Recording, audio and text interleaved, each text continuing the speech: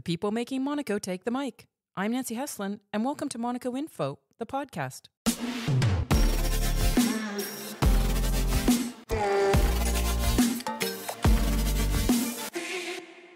Our guest today is a three-time Team Great Britain Olympian who won gold in Rio in 2016.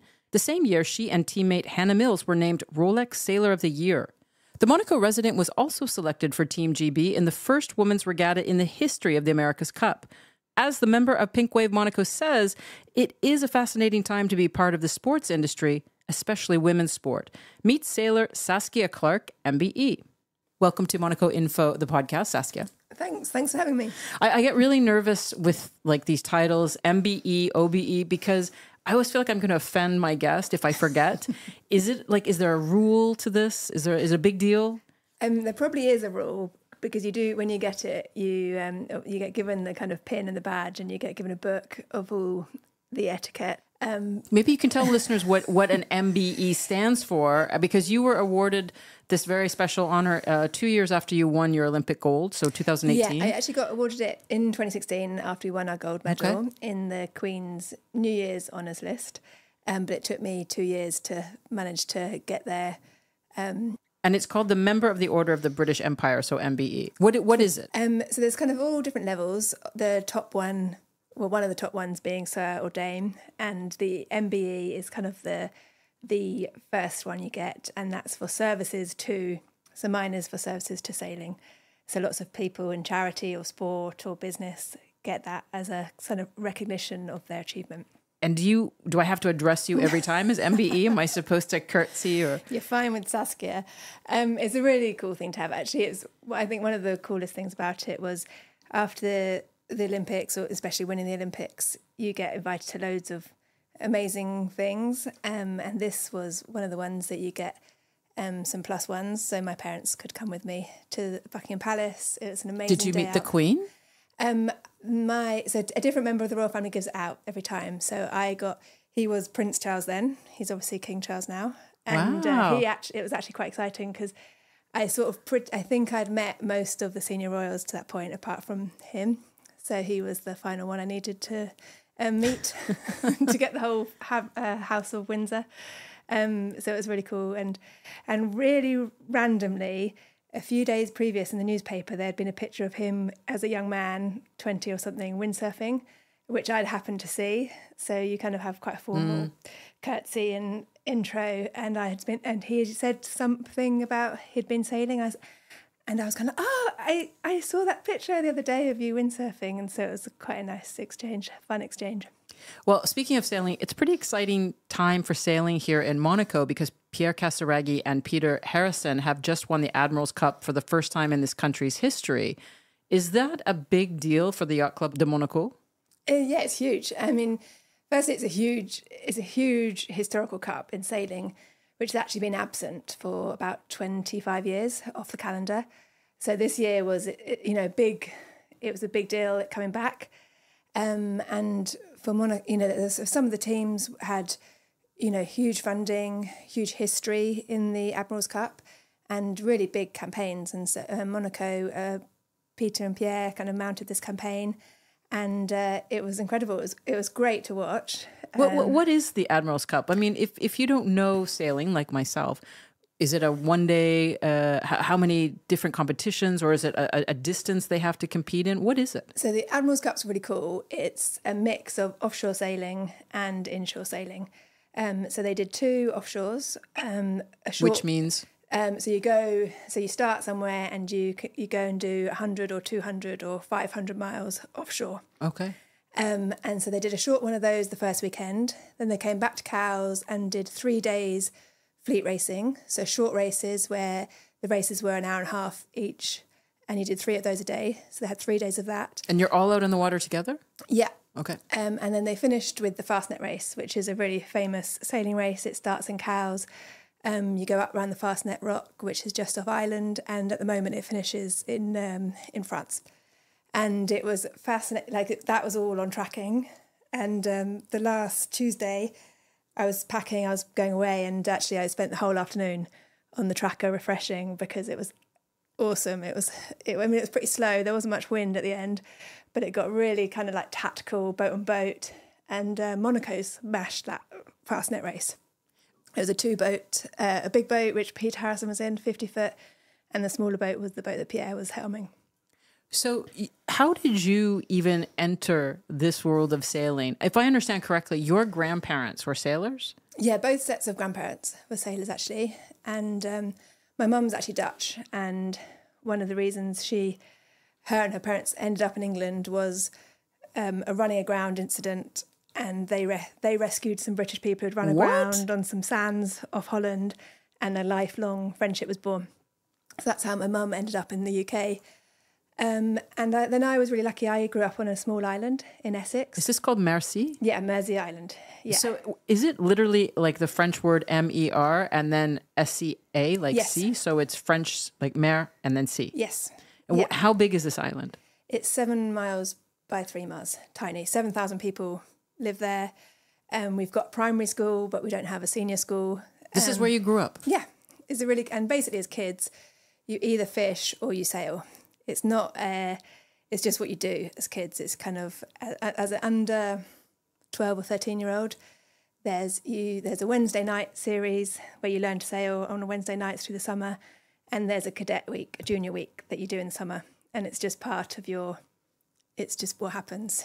In many ways, then, growing up there is like here in the Monaco, because you're just with the same people, you know everybody so well, except it's obviously smaller where you grew up. One of the things that fascinates me about the UK is that I think a lot of people are unaware of how beautiful some of the coast is and some of the islands that are there. I spent time in the Isles of Scilly.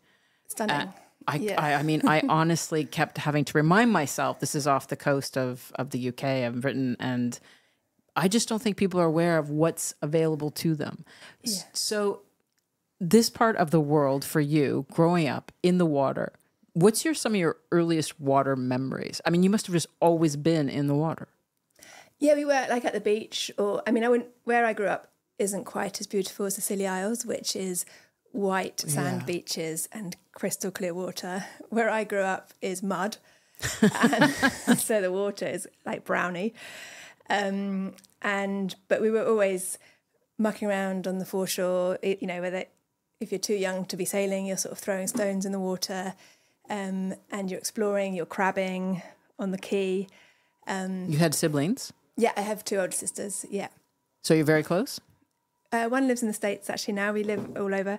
I'm here, and one still lives at home where we grew up, yeah. Wow. Yeah, but yeah, we grew up, there's a big age gap with the eldest, but the middle one, we're pretty close in age and did a lot of sailing together and just mucking around together. So did you feel that sailing from a young age was something, you started sailing at 8, if I read that correctly. So did you just feel naturally drawn to sailing? There's 3 of you. Did you all want to be a sailor? I hated sailing. I really hated sailing. We did it as a family, and I was fine doing it with my elder sister. But I was a very shy, unconfident child, not very adventurous. And I don't particularly remember it, but lots of people on Mersey do, because apparently I was very loud and squawky about my dislike for it. As my dad and mum tried to push me off on my own, I was having absolutely none of it. And so kind of for a year, 18 months, they stopped trying and just let me eat ice creams, go to the arcades and carry on what I was doing. And then eventually, kind of the group a year younger or so, one of them came up to me and was like, what are you doing? Why are you not sailing? And I was very put out by that. And so I gave it a go. And from then on, I really feel like it sort of gave me a bit of an identity. It was the first thing, and nearly still the only thing I've ever beaten my elder sister at, she was very outgoing, super athletic, super sporty, super academic. And kind of when I was about 10. All of that? She's the whole package? Oh, like no, that's not great. Threat, yeah. And sailing was the first thing I beat her at about 10. And I think it's literally that and one game of squash when I was 16 or something that I've ever beaten her at. And from that moment in my family, being quite shy and quiet, it gave me some identity. And I was totally hooked. I can't imagine you maybe quiet, but I can't imagine you shy because you have so much confidence. But all these years of being in this sailing world and the accomplishments, I imagine, also give you something. I guess, Just had to find my groove, I think, as the youngest of three, quite an outgoing family. So as I've said, I don't know anything about sailing. And it's crazy because, we live here and sailing is such a big part of the community. When you first learned to sail, what are some of the basic things you have to know? I mean, the fundamental is that you can't sail directly into the wind. Okay. If you try and sail directly into the wind, your sail just acts like a flag and just blows.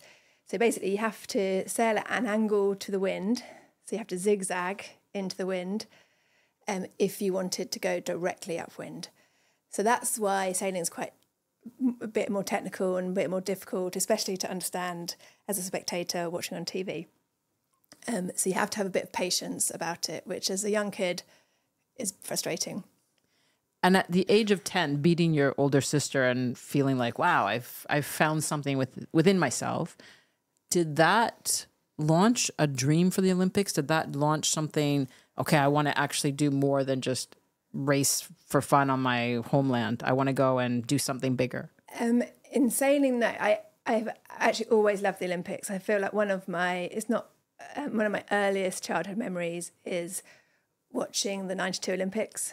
And for us in the UK, our sprint team was amazing. Linford Christie, Sally Gunnell, Colin Jackson, and they sort of all won gold medals. And I was quite sporty at school, and I guess all sporty kids at one point in time are good at the 100 metres. That was kind of my event.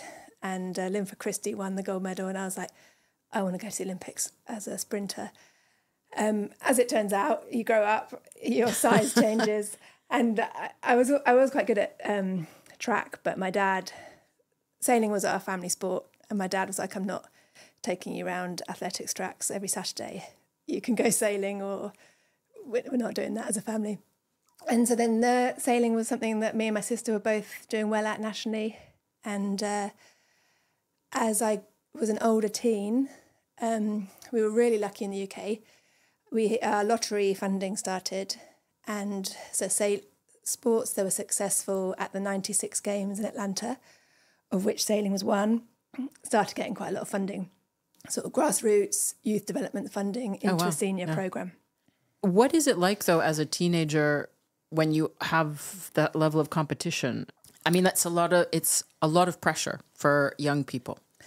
Yeah, I always felt really lucky through my teen years. Me and my sister a little bit, but she was starting to do other things. But a group of sort of my best friends from home, we were all doing it together. And actually, we all only cared about beating each other. And as a little sailing club from the east of England, if all three of us were trying to beat each other, it actually moved us up into the sort of upper stream of the UK. And so I'd only really ever cared about beating my mate Lee. And if I beat him, it normally meant I was first, second or third in the UK. Obviously, it's really tricky balancing it with school. And I think more so now, I think it's sort of the landscape of youth sport has probably changed in the last 30 years. It's probably a lot more serious than it might have been when I came through. Yeah. All the whole talent ID programs and stuff. But I mean, I wouldn't say I sort of scraped through school. I did just enough. I wanted to go sailing after school, and my sort of exit of school coincided with this funding opportunity and it being possible to carry that on, where your hobby turns into a career. I was very lucky with the timing of that. I mean, you are a 6-time world champion medal winner. You've won the gold once, you won bronze 3 times, you won silver twice. How did that happen? How did you get to that level? I mean, what kind of commitment do you have to make to reach that level and then let alone go on to be an Olympian? Yeah, it's full on.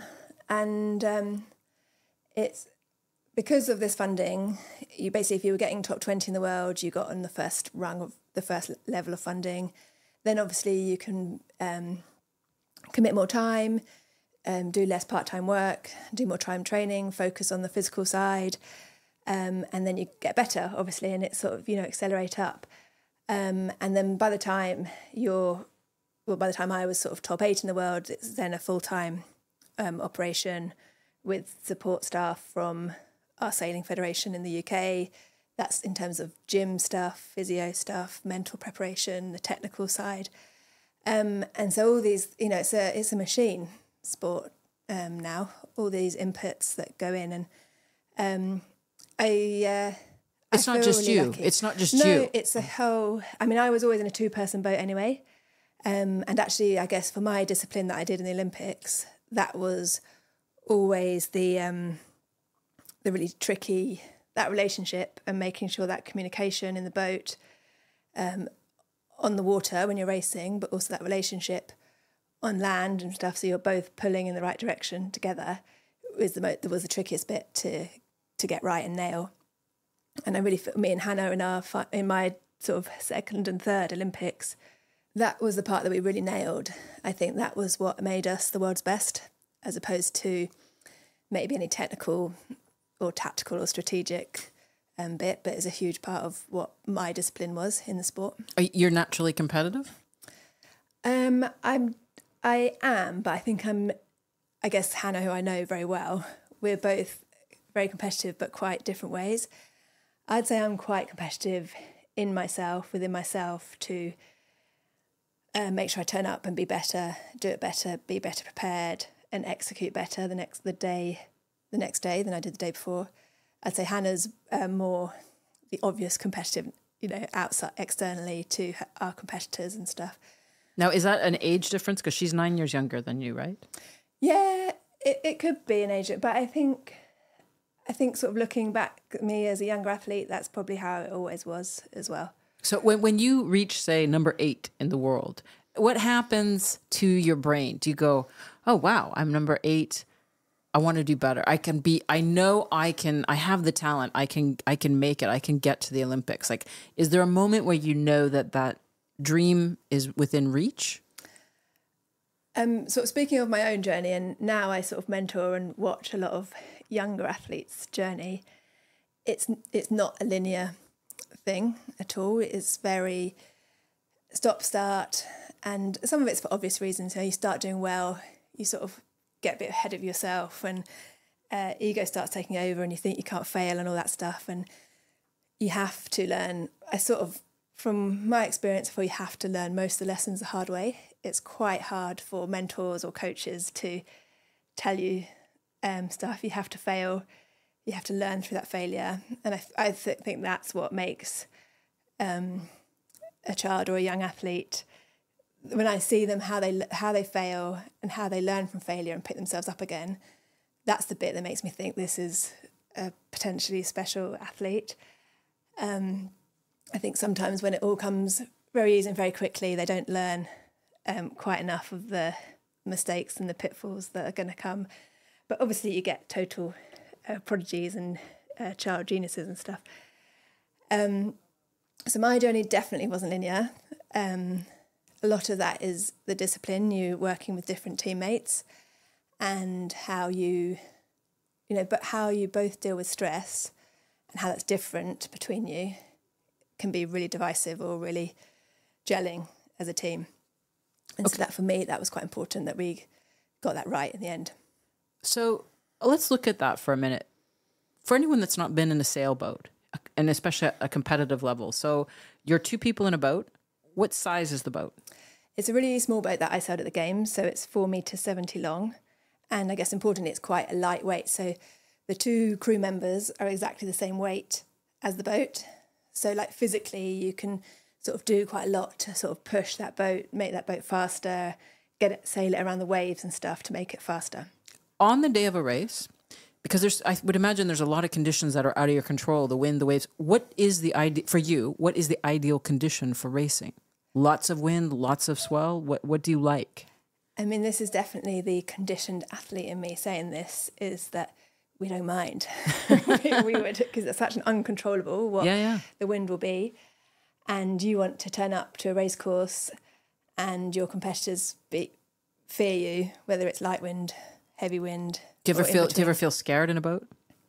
Yeah. I mean, windy weather at the Olympics, and it wouldn't even necessarily be that windy. It would just be because it was at the Olympics, the event, the pinnacle event.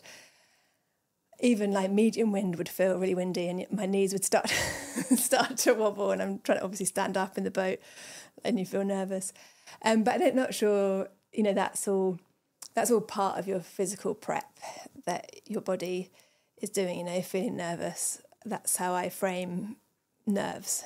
So in some of the photos that we see, and you're just leaning right straight, your body's like, it looks like your body's totally straight and you're leaning as far out from the boat as you can. What are you doing in those positions? I mean, in simple terms, I'm the ballast. So you have the mainsail, the sails.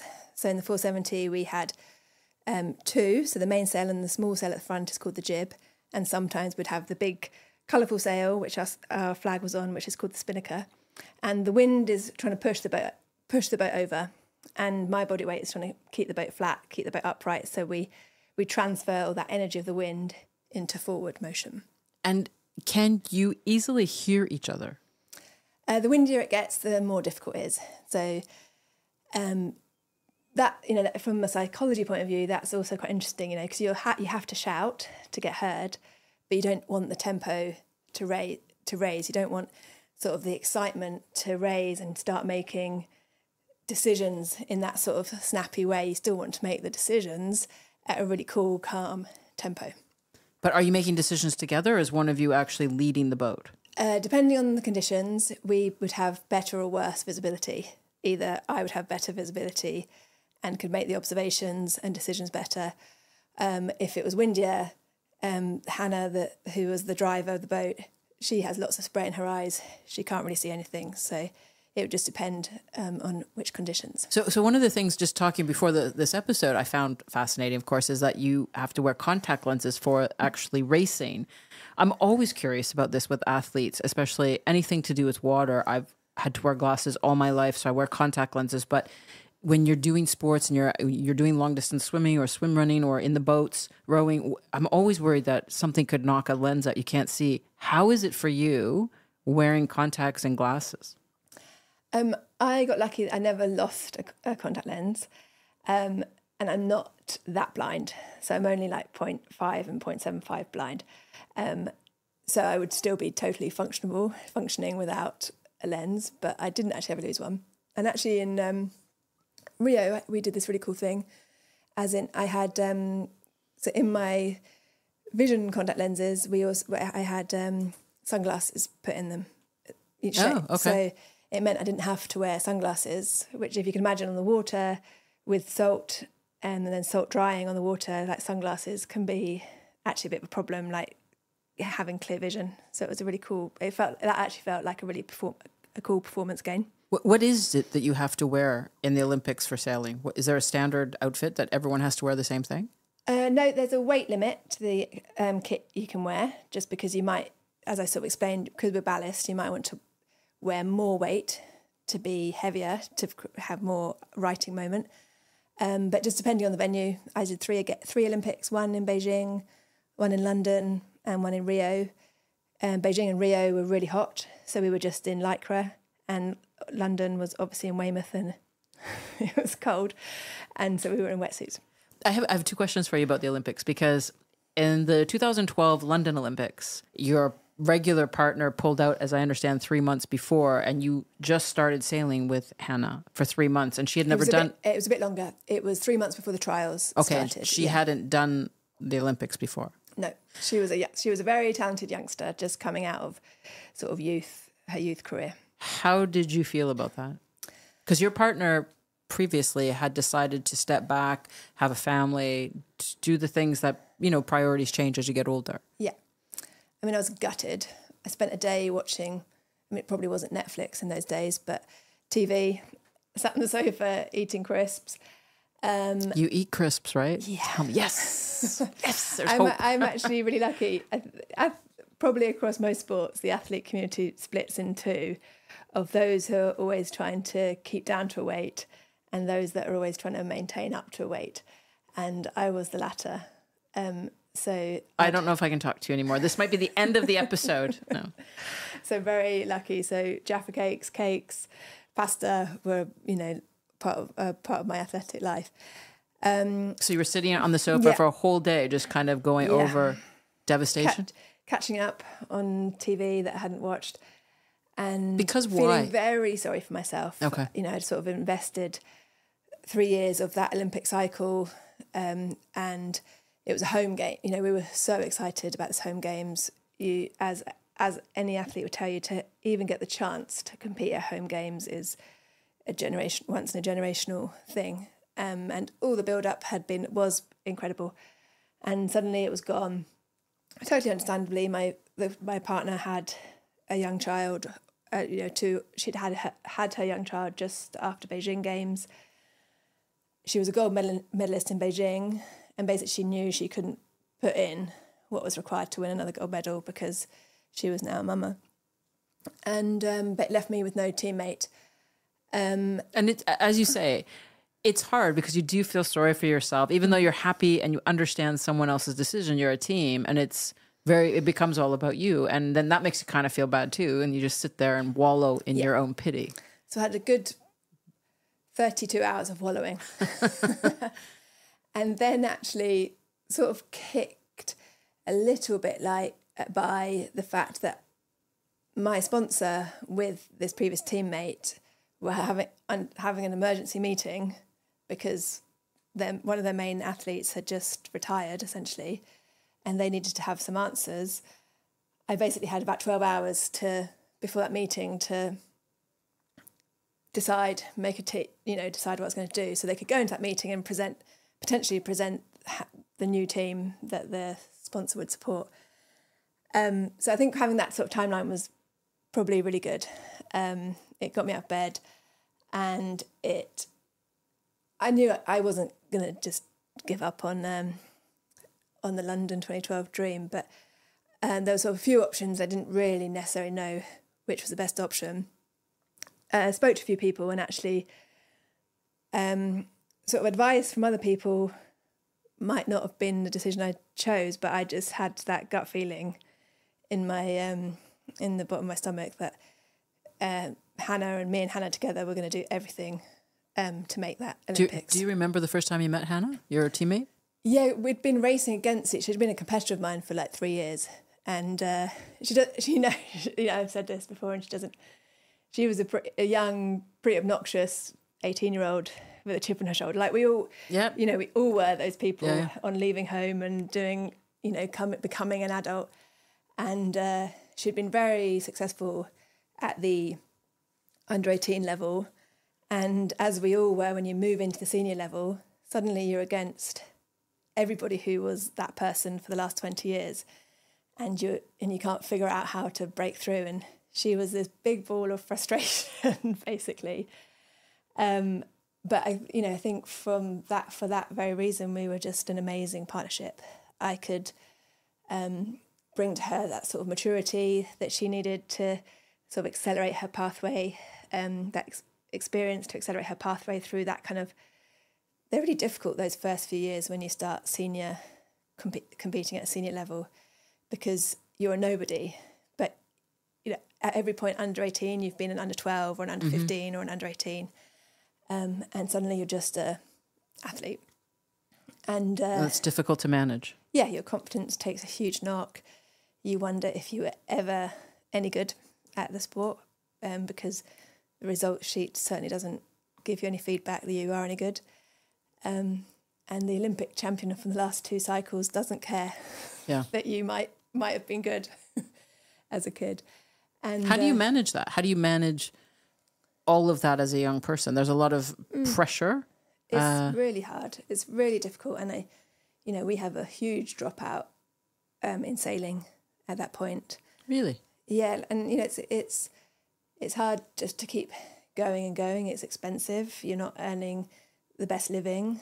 All your friends are getting jobs or at uni, graduating and, starting to get decent money, and you're still, you're not kind of making it yet. That was actually one of the things I was thinking about, is that when you make the commitment to train the amount that you're training and to pursue an Olympic dream, at that age, your friends are starting their life cycle. Like there's that point in life where you kind of finish university and it's still lingering, that craziness. But then People get jobs, they start having families, serious relationships, and you're still doing your same thing. Is it hard to relate to your friends, or are you drawn to the life that they have? I think I was very lucky. I still have a very big group of friends that I grew up sailing with, and so they're, because sailing is their hobby and their sport, they're sort of quite bought into what I do, and they let me. I think they're very generous that I've dropped in and out of their lives over the 30 years of being an adult. And if I'm there, I'm there. If I miss their weddings or their children's birthdays, it's fine. So I've been very lucky with my group of friends that I've been able to do that. I imagine that extends to family too. I mean, there has to be a certain amount of discipline, which means there has been sacrifice in your life. Yeah, I mean, I struggle to call it sacrifice because I feel so very lucky that my childhood hobby turned into my career, and I did three. Like the 10, 12-year-old me who dreamt of going to Olympics as a 100-meter sprinter. I did 3 Olympics and won 2 Olympic medals. So I obviously there's a certain amount of rose-coloured spectacles looking back. There was huge ups and downs, and I was devastated at times when I didn't make the grade, or coming back from the Beijing Olympics, we came 6th, and we were one of the only teams within our sailing squad that didn't win a medal. Oof, and that's tough. That's tough. It was an all right performance at the games, but because again, you have to be happy for the people that win, and yet know that it's okay to not feel great about yourself, and that's a fine line to balance, I think. Yeah, you live in this constant. I mean, to be honest, it's actually probably one of the things I've struggled with since retiring from the Olympic side of our sport. It's quite nice. You live in these 4-year blocks, and every month pretty much, especially sort of from April to November, you do an event, so you get appraised every month if you're good, what you need to do better at, basically.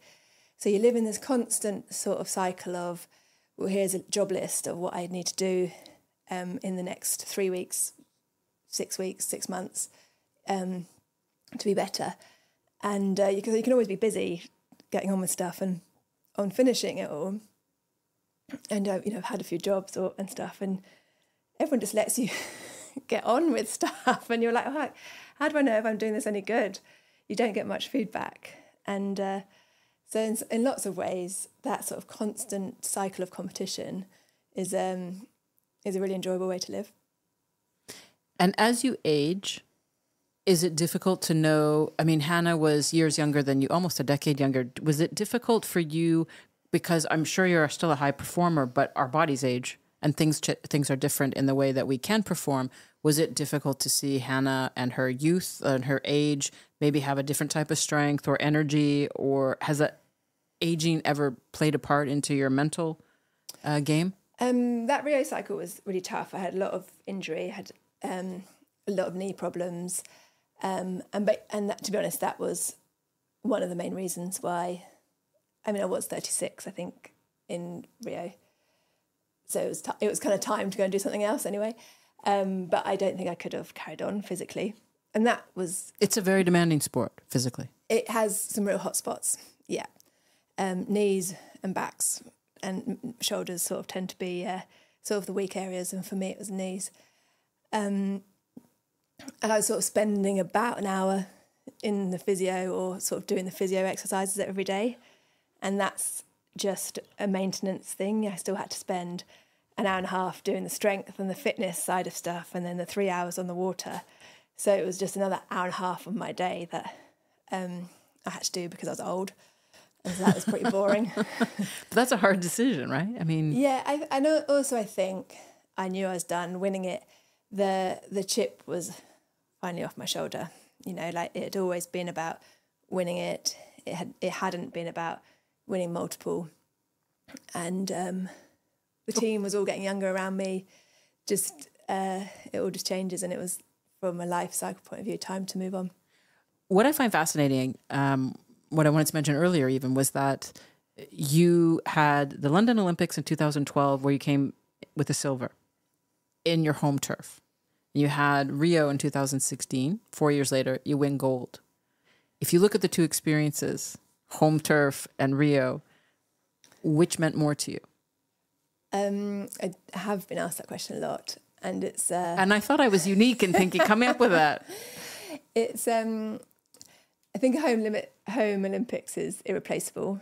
It was really, really special sharing that with family and friends. You know, like school friends I had not seen for 25 years. Came down. We weren't actually in London. Wait, where was the sailing? We were down in Weymouth in Dorset, which is about a 3-hour drive from London on the south coast. And you know, they'd just Facebook me and be like, "I'm here." I've like barely recognise each other anymore. To share that with my sort of close family and friends I'd grown up with was really, really special. But we didn't win, and we very nearly won.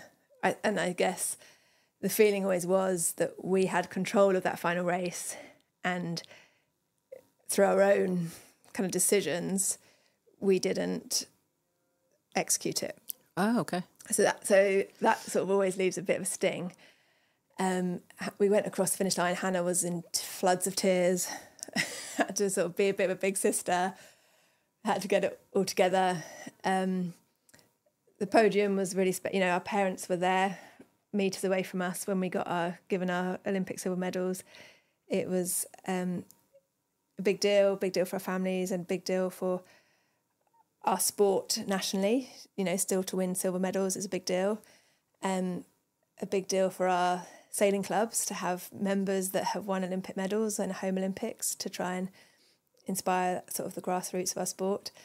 So all these there were so many cool things, but we sort of resolved quite quickly that we wanted to go again, and we're going to do another 4 years to make sure we won it.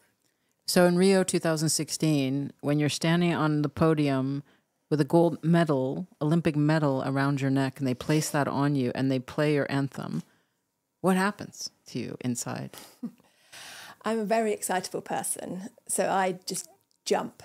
I just like energy, buzzing, and it was just, a smile on my face that I don't think didn't leave, apart from maybe with the next morning's hangover briefly.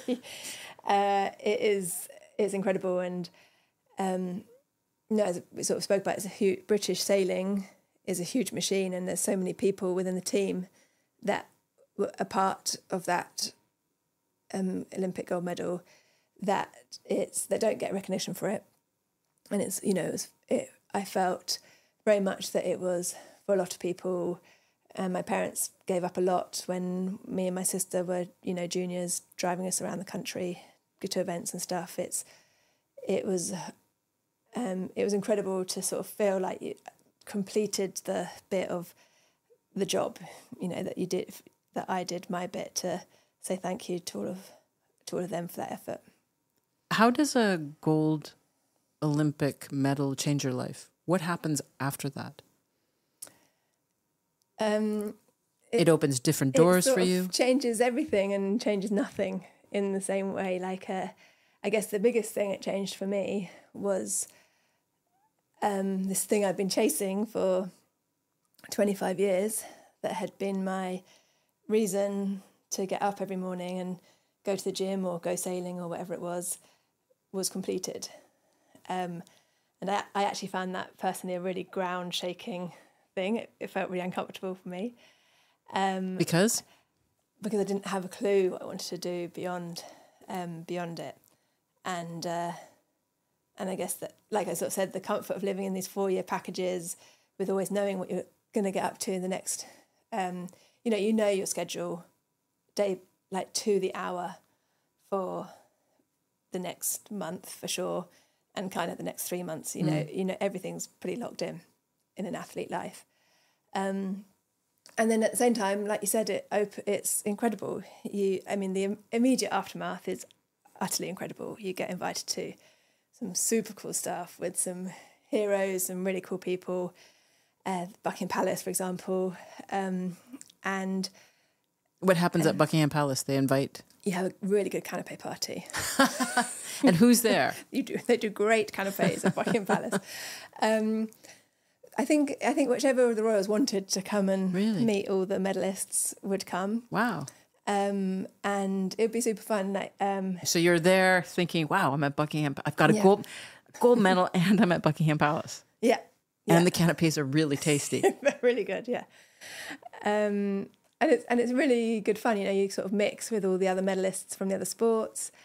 And some of them are huge deals. They're huge personalities. Or some of us sort of from the more niche sports sort of all stick together a bit. And you have a lot of fun.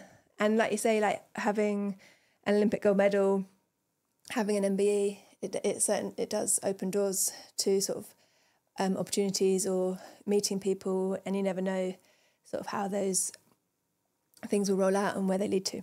Were you shy at Buckingham Palace? No. Okay.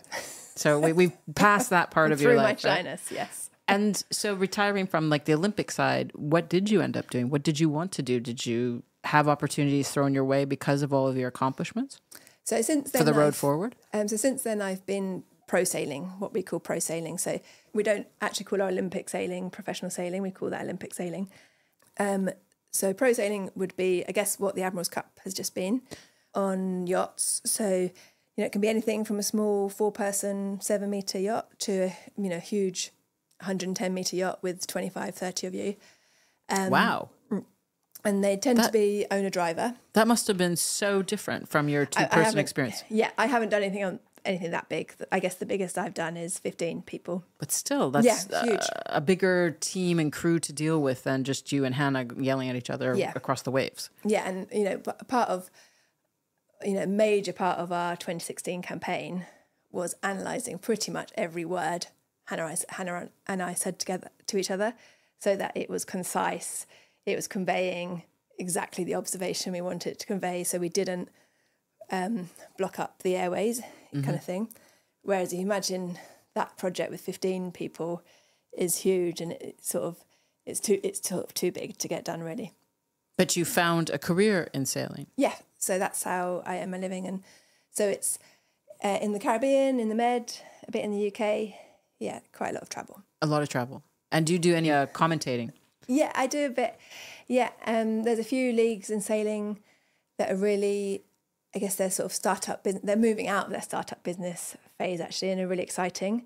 I guess as all sports are doing, we're trying to make our sports really accessible to a fan base.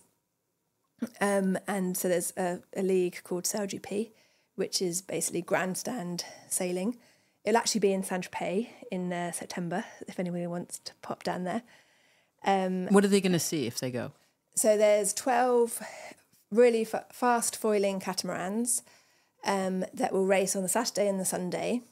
And they do 7 races or 6 races. And then the 7th race, the final, is just the top 3. From the points get added up, the top 3 just go to a winner-takes-all prize money final. And that's a global league. So is sailing one of these sports, like we hear a lot about motorsport at the moment and women in motorsport and F1 Academy trying to, feed women into this very male-dominated sport. Is sailing evolving? Has it changed much over the years? We just had the first historic Women's Cup as part of the America's Cup. Yeah. And you, last October, were part of the Great Britain team for that. Did you ever think that would happen? Did you ever see that landscape of women in the America's Cup? It's sort of interesting how those things work. I didn't ever dream of being an America's Cup sailor, and sort of for no other reason that I can think of, in that I just didn't see women doing it, and it didn't seem like a dream to have, kind of thing. And so having that last year was huge. Actually, just got announced yesterday that the Cup in 2027 will have a women's and youth America's Cup again. So that's a huge success. It was a success enough that they're going to do it again. So that's great. And that the main cup boat for the America's Cup is compulsory to have at least one woman. Oh, wow. Not limited. Okay, so that's a big change. Yeah. Can you tell listeners, what is the America's Cup? Why is it such a prestigious event? So it's the oldest sporting trophy from 1851. And it's basically a challenge between two nations. Started around the Isle of Wight in the UK when America came across and challenged another schooner to a race, and Queen Victoria famously watched it, kind of thing. And the rules have pretty much, until yesterday, been the same since then. So the holder, whoever was the winner, would pretty much design the competition for the next cycle, and people would apply to come and race them. Why is it every, like, sort of, it's vague, 3 to 4 years? Like, there's no actual set dates. Yeah, well, that is all actually hopefully changing. Okay. There's been quite a lot of discussion, debate, I'm sure heated arguments between the current holders, which are the New Zealanders, and the rest of the sort of challenger community, which was led by the British, but in that as well were the Americans, Italians, French, Swiss. And again, it's kind of all this business of sport. Whilst it was sort of a bit vague, if it only ever happened every 3 years, every 5 years, it was really hard to lock in sponsorship, to lock in TV rights, all that kind of stuff. And the winner, the holder, always had control over that. And they sort of had, I guess they were at their disposal, they had all kind of the monetary income they would be quite in control of. Mm-hmm. And so all the challengers were kind of a bit like, it's not really working. We're not building a sustainable business model for us to come and challenge. Obviously, it's littered with self-interest everywhere. But announced yesterday, I think it's exciting for the sport. So it will be more regular? It should be every 2 years, I believe. Wow. Is what it is. And how do you feel about a woman being included on the main crew? Yeah, it's huge. And, it's sort of funny how things happen. There definitely at this point in time, there isn't enough women with the right skill set to go and do the America's Cup. So each boat has got 6 roles. There's not 6 British women that have the skill set right now to go and do that. But the same was true sort of 15, 20 years ago of the guys. But they all went and did it. But for some reason we feel like we're sort of feeding it through. But it's happening. I'm happy that it's happening.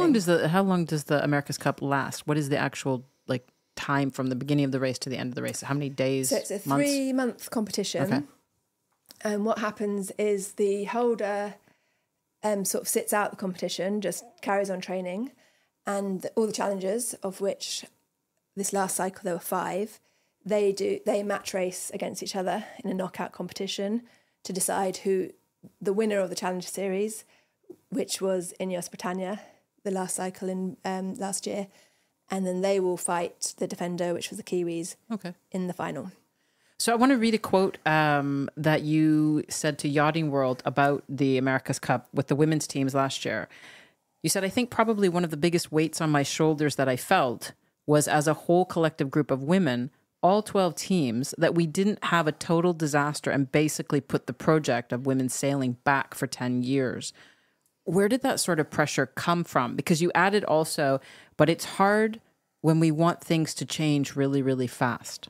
And I do think, if I can just add before you answer, I do think there's a pressure that, yes, we want to be more inclusive with women, but everybody wants it to happen tomorrow. Yeah.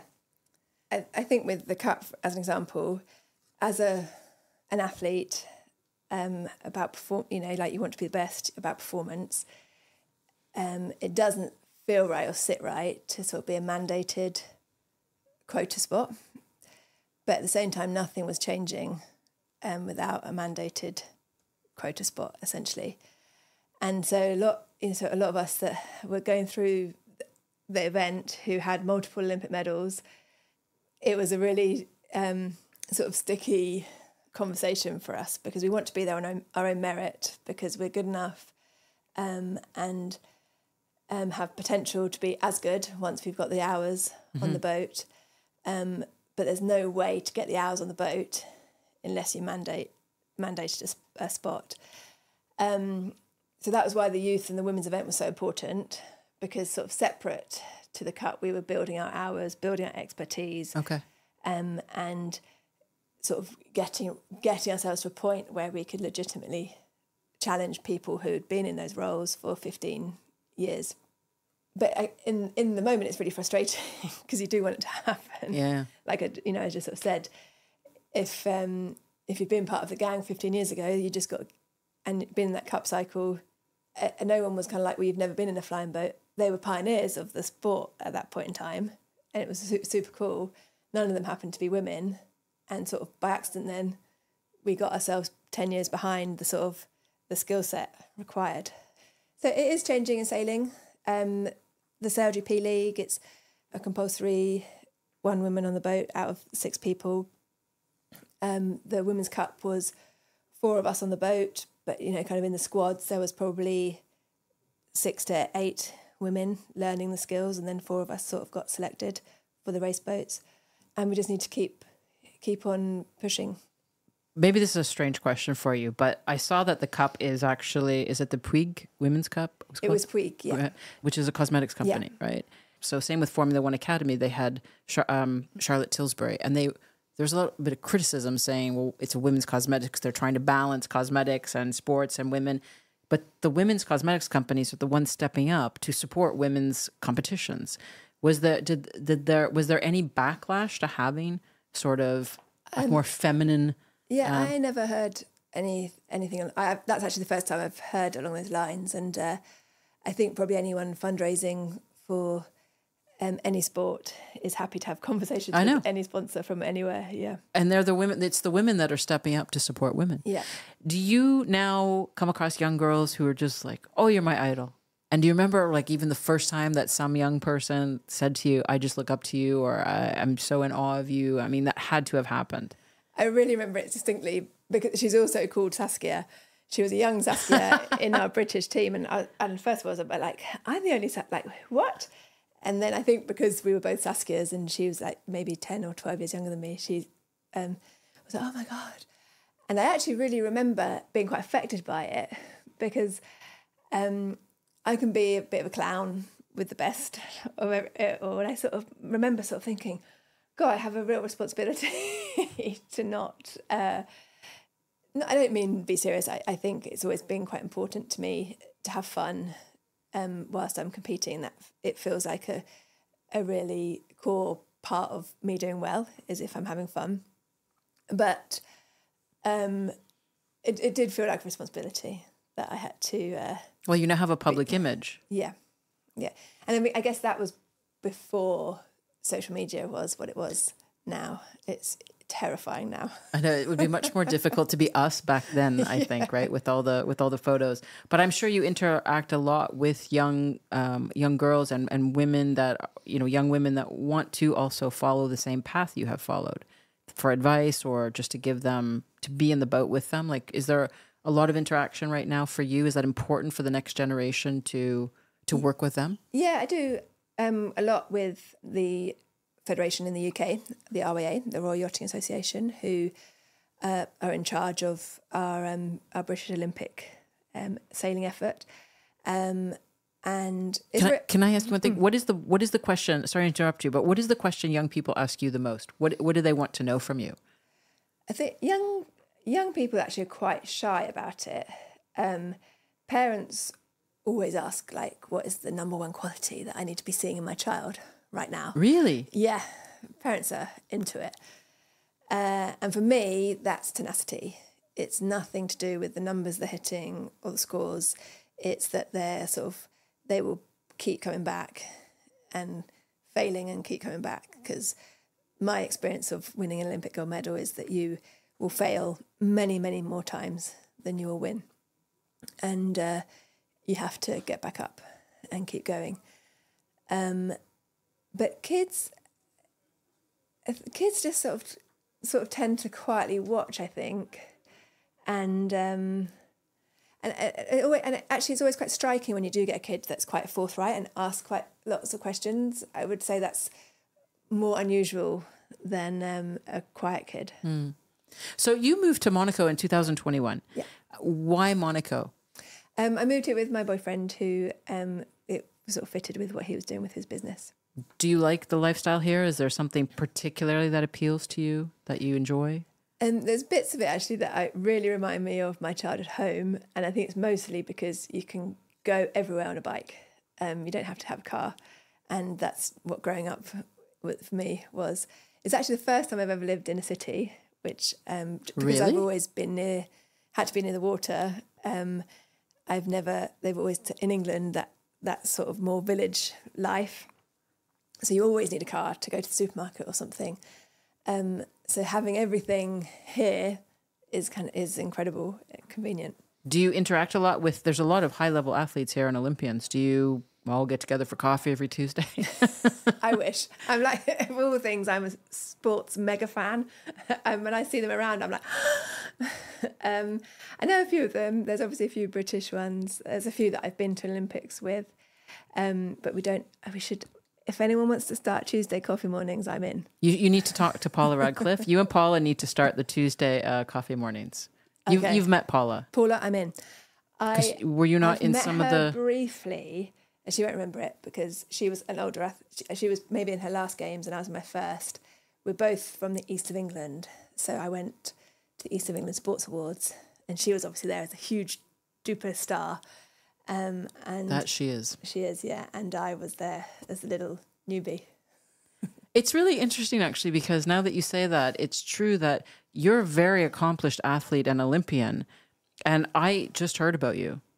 Whereas the like Paula and the athletics, you know, we're more familiar with them. They seem to. There's a definite hierarchy at the games. So it's not just me. No. Don't you worry. And to be fair, before I was an Olympian or a sports person, I am a sports fan. I was a mega fan of the Olympics, and the Olympics. You watch the Olympics as a kid to watch the sprinting. Well, I did anyway, and also as a kid, like sailing was only it was you could only just catch it. Just as you're saying it, like that you were watching the Olympics and the athletics, your eyes pop. Like you really, I could see that it still matters to you. It means something. I mean, I love the Olympics. I think it's incredible. I think it is the most incredible thing. As I said, it's is a core childhood memory of mine, sitting in front of the TV for 2 weeks watching the Olympics. Do you watch the Tour de France or anything like that? Yeah, I do now, yeah. But I mean, for me as a kid, 2 weeks watching Wimbledon and 2 weeks watching the Olympics. I remember that. Yeah. So now that you're a resident in Monaco, I'd love to just hear your take on how the world sees Monaco and the yachting community. So I read an article by the Yacht Club's general director, Bernard D'Alessandri, who said Monaco has been hosting regattas since 1882. How does Monaco fit into the international sailing world? What image do other people have of Monaco? I mean, when we do a winter series here from October through to April, and everyone loves coming here from the UK, from Northern Europe. It obviously gets them into some warmer weather. Right. Super nice to sail. The Yacht Club is fantastic, and everyone adores coming here. Yeah. And does Monaco have a good reputation for its quality of sailing and events worldwide? I mean, it does hold the Classic Week sailing and different regattas. Yeah, I mean, when there's wind here, it's fantastic. It's a sailing venue as good as anything. Obviously, August and June, July, August, it's pretty tricky wind-wise, but outside of that, it's great. Did you watch any of the E1 series of the electric boat racing? Yeah. What did you think of that? Some of my sailing friends are actually the drivers on that. And did you find that exciting to watch? Because that definitely was affected by wind. Yeah, it was quite wavy, wasn't it? And Nadal's boat crashed this year. Yeah. Using those foils, those flying foils, that's kind of evolving from what we're using in sailing and stuff. And, it's really trying to make sailing fast and furious for a fan TV audience and make it really interesting. So that you can raise in the hierarchy of the Olympics. So you get the speed. Yeah. My God, it's the sailing team. Look at them. Let me just ask you one last question before we round off. You are part of the Pink Wave Monaco team, which was founded here at the Monaco Yacht Club in 2019. What can you tell listeners about this very special team? So some of my friends, so before I knew them, basically I think they must have just realised that they'd been around the yacht club and sailing for 20 or so years, but they weren't actually doing enough of the racing themselves, and they really wanted to get involved and get racing. And they kind of like, right, let's just make it happen for ourselves. So I think it then evolved into this thing that none of them were expecting, rather than just being 4 or 5 mates going sailing and racing. Social women's team racing. It became this huge thing of 100 women or so that wanted to get involved and be more than just social members of the yacht club. Wanted to get pulling ropes, racing and stuff. And I think it's been huge. I think obviously I'm pretty new to Monaco, and my world has been relatively. Quite a lot of equality, especially on the Olympic side. It's 50-50 men and women competing and sailing at the Games. But that was a huge shift in sort of the fabric of the racing fleet here. And it's grown and grown. It's been huge. Have you competed with them at all? Yeah. So I've done a few events with them, but I also was really mindful that I didn't want to step in and replace somebody else and just tell them what to do. Well, that's my next question, because how do you go from that mindset where you're a very high-performing elite athlete to competing with a lot of women that have different levels, I would presume, of sailing behind them? I was really set that I wanted them to grow into their roles and responsibilities and grow their skill set, so that they were taking on this project as a group and growing into it, not just having a pro like me coming and saying, well, you do that now. No, do it now. Stop. Do it now. And so I was quite strict with I made them do homework and sort of grow their roles and their like how me and Hannah addressed our campaign, really, that they had to understand what their roles were on the boat and execute their roles when it mattered. You can't see that Saskia is doing this with her hand, but she's very much saying they must do this, like cutting into her palm of her hand. It's very exciting to watch you speak, because your eyes pop and you don't move in your seat, but you have a lot of energy when you speak. It's fantastic. So what does the future hold for Saskia Clark? What are the sailing waves? Where are they taking you? So obviously it's exciting news yesterday about the Women's America's Cup being back it's only 18 months time or so now. So there's a lot of work to do around that. Will you be on that team? Again? I spoke this morning to the team manager, who happens to be Hannah. So I'm well connected. And I definitely want to. I'm not sure if the sailing team is the right place for me.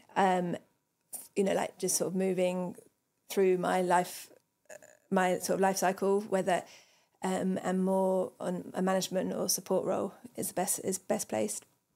We'll see. We'll chat all that through and where they need expertise and where they need people.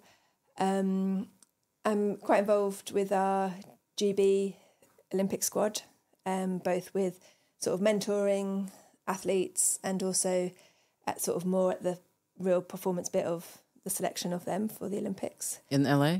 Yeah.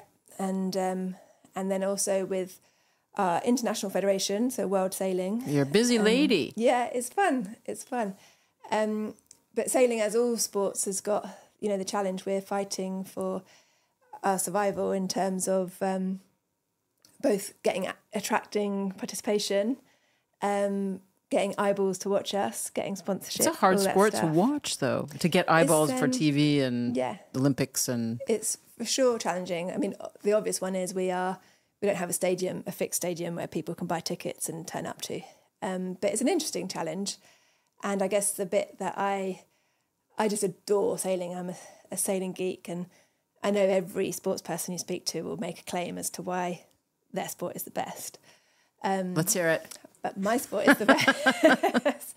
I think it gives you... There's not many sports, I think, that you can learn as a family, as a kid, transition into a real active sport, athletic career, and then transition and still be doing when you're 95 with your family. And I just think it gives you so much as a kid.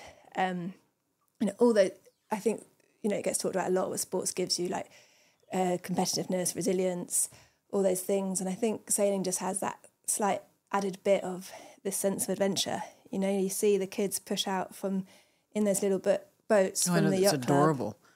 And they're just pushing out into the open, wild waves and sea, maybe on their own, maybe with a little mate who's the same age as them, and they are in control of a vessel. And they're having contact with the sea, with the ocean, which is just such a big part of the dialogue these days. Yeah. Like you need to have that to appreciate what the water does for our lives. Yeah, I think it's like so special. Like being near the sea is where I go to sort of do anything in my world, do anything like to celebrate, to commiserate, to have time on my own, to have time with friends. It's the sort of the centre. It always has been the centre of my world, and so I feel so lucky that I grew up on an island. I feel very lucky to be living here, right next to the sea, and be part of the yacht club and all its activities. Well, you're very busy, so I don't know if you're going to have time for Olympic Tuesday coffee morning, but we're going to make that happen, Saskia. Thank you so much, Saskia Clark, for coming into Monaco and for the podcast. Absolutely enlightening. I've learned so much about sailing, and you have an amazing energy. You really are something. Thank you very much.